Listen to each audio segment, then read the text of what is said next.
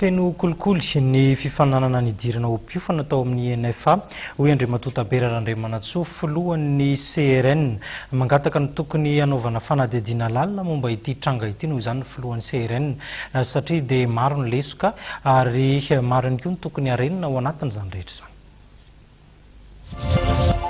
Mitaky ny tokony ampiatoana ny valim-panadinana ary ihany koa fanadihadiana lalina mikasika ny fifaninanana hidirana opiofana ao amin'ny INFA na Institut National de Formation Administrative ny CRN nisy ny trangana kolikoly tao anatin'ity fifaninanana ity araka ny nambarany Berarandriamanatsoa filohan'ny CRN no sady efa ministry ny asa-panjakana teo aloha. Manao asa avy amin'ny Bianco mba hanao adiadina lalina amin'ny valiny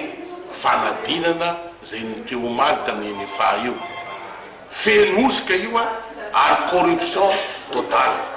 Ka miangavy zany ao amin'ny fitondram-panjakana mba hisuspendre an'io valiny fanadinana io zany. Miangavy ny Premier ministre, miangavy ny filoham-pirenena, zay chefin' administration nareo amin'ny rahalahy mba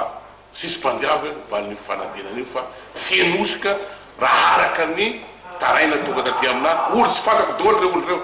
fa mety nahafantatry fomba fiasako mbola zaho nisy ny fonction publique travail social fa rehefa manao fanadinana ny mahay ny tokony ho afaka fa ity tena mitaraina le olona fa tena corruption totale io ka miangavy aingana ny Bianco manao fanadinana haingana atsary amin'ny faratapony satria zay dia mialokaloka amin'ny haute cour de justice foana mahampy zay fa marary ny firenena amin'ity kolikoly ity. Hatreto dia mbola tsy nanao hevitra ny teo anivon'ny ministeran'ny asa-panjakana sy ny fanavaozana ny raharaha-panjakana andrasana araka izany ny toy ny ity raharaha ity.